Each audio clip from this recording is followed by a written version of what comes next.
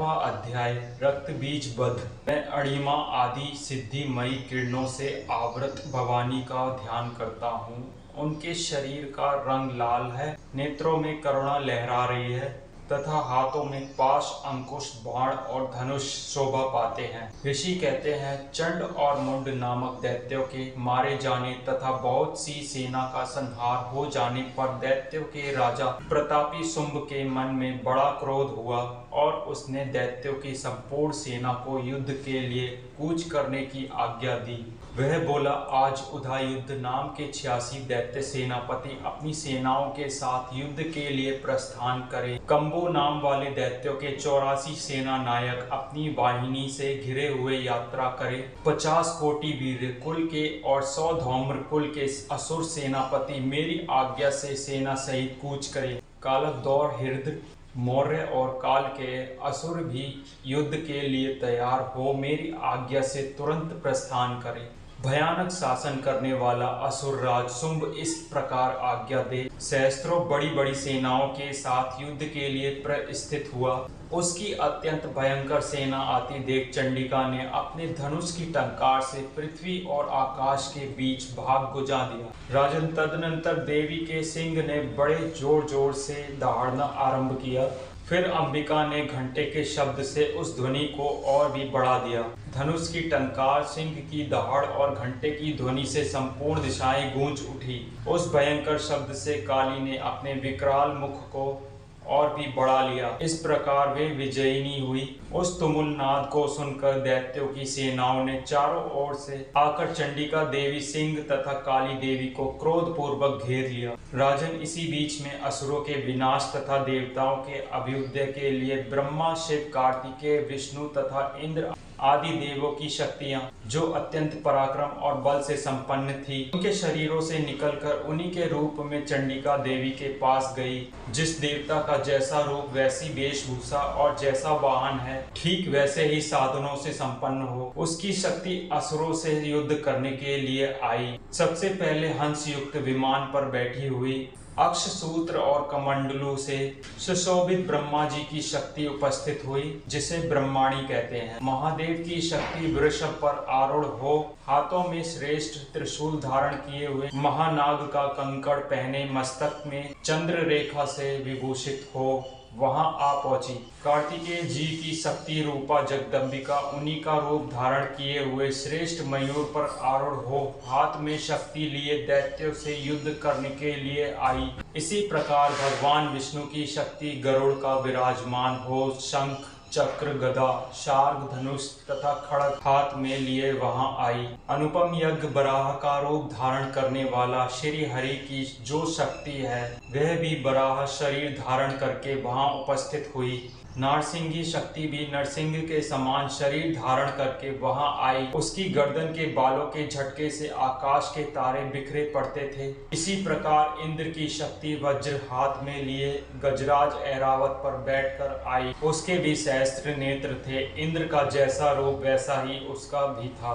तदनंतर उन देव शक्तियों से घिरे हुए महादेव जी ने चंडिका से कहा, मेरी प्रसन्नता के लिए तुम शीघ्र ही इन असुरों का संहार करो। तब देवी के शरीर से अत्यंत भयानक और परम उग्र चंडिका शक्ति प्रकट हुई, जो सैकड़ों गीदड़ियों की भांति आवाज करने वाली थी। उस अपराजिता देवी ने धूमिल जटा वाले महादेव जी से कहा, भगवान, आप शुंभ निशुंभ के पास दूत बनकर जाइए और उन अत्यंत गर्वीले दानव शुंभ और निशुंभ दोनों से कहिए, साथ ही उनके अतिरिक्त भी जो दानव युद्ध के लिए वहां उपस्थित हो, उनको भी यह संदेश दीजिए, दैत्य, यदि तुम जीवित रहना चाहते हो तो पाताल लोक लौट जाओ। इंद्र को त्रिलोकी का राज्य मिल जाए और देवता यज्ञ भाग का उपभोग करें। यदि बल के घमंड में आकर तुम युद्ध की अभिलाषा रखते हो तो आओ। मेरी शिवाय योगिनियां तुम्हारे कच्चे मांस से तृप्त हो। चूंकि उस देवी ने भगवान शिव को दूत के कार्य में नियुक्त किया था, इसलिए वह शिव दूती के नाम से संसार में विख्यात हुई। वे महादैत्य भी भगवान शिव के मुंह से देवी के वचन सुनकर क्रोध में भर गए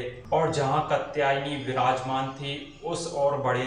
तदनंतर वे दैत्य आमर्श में भरकर पहले ही देवी के ऊपर बाण, शक्ति और दृष्टि आदि अस्त्रों की वृष्टि करने लगे।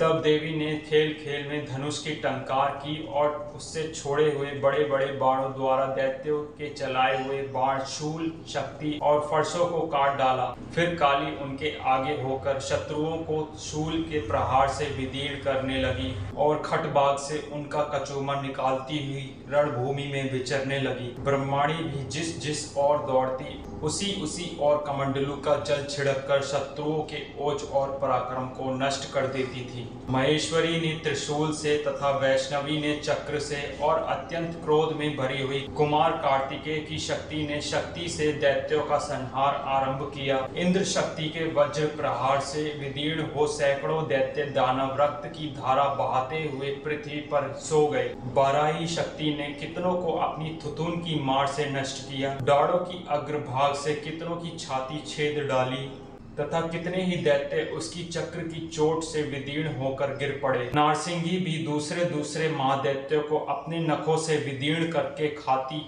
और सिंहनाद से दिशाओं और आकाश को गुजाती हुई युद्ध क्षेत्र में विचरने लगी। कितने ही असुर शिवदूती के प्रचंड अट्टहास के अत्यंत भयभीत हो पृथ्वी पर गिर पड़े और गिरने पर उन्हें शिवदूती ने उस समय अपना ग्रास बना लिया। इस प्रकार क्रोध में भरे हुए मातृगणों को नाना प्रकार के उपायों से बड़े बड़े असुरों का मर्दन करते देख दैत्य सैनिक भाग खड़े हुए। मातृगणों से पीड़ित दैत्य को युद्ध से भागते देख रक्तबीज नामक महादैत्य क्रोध में भरकर युद्ध करने के लिए आया।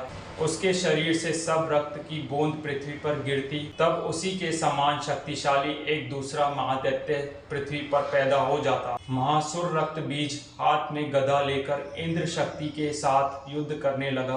तब ऐन्द्री ने अपने वज्र से रक्त बीज को मारा। वज्र से घायल होने पर उसके शरीर से बहुत सा रक्त चूने लगा और उससे उसी के समान रूप और पराक्रम वाले योद्धा उत्पन्न होने लगे। उसके शरीर से रक्त की जितनी बूंदें गिरी उतने ही पुरुष उत्पन्न हो गए। वे सब रक्त बीज के समान वीरवान, बलवान और पराक्रमी थे। वे रक्त से उत्पन्न होने वाले पुरुष भी अत्यंत भयंकर अस्त्र शस्त्रों का प्रहार करते हुए वहां मातृ गणों के साथ घोर युद्ध करने लगे। उन्हें वज्र के प्रहार से जब उसका मस्तक घायल हुआ तब रक्त बहने लगा और उससे हजारों पुरुष उत्पन्न हो गए। वैष्णवी ने युद्ध में रक्त बीज पर चक्र का प्रहार किया तथा ऐन्द्री ने उस दैत्य सेनापति को गदा से चोट पहुंचाई। वैष्णवी के चक्र से घायल होने पर उसके शरीर से जो रक्त बहा और उससे जो उसी के बराबर आकार वाले सहस्त्रों महादैत्य प्रकट हुए, उनके द्वारा संपूर्ण जगत व्याप्त हो गया। कौमारी ने शक्ति से, बाराही ने खड़ग से और महेश्वरी ने त्रिशूल से महादैत्य रक्तबीज को घायल किया। क्रोध में भरे हुए उस महादैत्य रक्तबीज ने भी गदा से सभी मात्र शक्तियों पर पृथक पृथक प्रहार किया। शक्ति और शूल आदि से अनेक बार घायल होने पर जो उसके शरीर से रक्त की धारा पृथ्वी पर गिरी, उससे भी निश्चय ही सैकड़ों असुर उत्पन्न हुए। इस प्रकार उस महादैत्य के रक्त से प्रकट हुए असुरों द्वारा संपूर्ण जगत व्याप्त हो गया। इससे उन देवताओं को बड़ा भय हुआ। देवताओं को उदास देख चंडिका ने काली से शीघ्रता पूर्वक कहा, चामुंडे तुम अपना मुख और भी फैलाओ तथा मेरे शस्त्रपात से गिरने वाले रक्त बिंदुओं और उनसे उत्पन्न होने वाले महादैत्य को तुम अपने इस उतावले मुख से खा जाओ। इस प्रकार रक्त से उत्पन्न होने वाले महादैत्यों का भक्षण करती हुई तुम रण में विचरती रहो। ऐसा करने से उस दैत्य का सारा रक्त क्षीण हो जाने पर वह स्वयं भी नष्ट हो जाएगा। उन भयंकर दैत्यों को जब तुम खा जाओगी तब दूसरे नए दैत्य उत्पन्न नहीं हो सकेंगे। काली से यूं कहकर चंडिका देवी ने शूल से रक्त बीज को मारा और काली ने अपने मुख में उसका रक्त ले लिया। तब उसने वहां चंडिका पर गदा से प्रहार किया, किंतु उस गदापात ने देवी को तनिक भी वेदना नहीं पहुंचाई। रक्त बीज के घायल शरीर से बहुत सा रक्त गिरा, किंतु ज्यों ही वह गिरा त्यों ही चामुंडा ने उसे अपने मुख में ले लिया। रक्त गिरने से काली के मुख में जो महादैत्य उत्पन्न हुए उन्हें भी वह चट कर गई और उसने रक्त बीज का भी रक्त पी लिया। तदनंतर देवी ने रक्त बीज को, जिसका रक्त चामुंडा ने पी लिया था, वज्र, बाण, खड़ग तथा रिष्टि आदि से मार डाला। राजन, इस प्रकार शस्त्रों के समुदाय से आहत एवं रक्तहीन हुआ महादैत्य रक्त बीज पृथ्वी पर गिर पड़ा। नरेश्वर, इससे देवताओं को अनुपम हर्ष की प्राप्ति हुई और मातृगण उन असुरों के रक्तपान के मद से उद्धत सा होकर नृत्य करने लगा।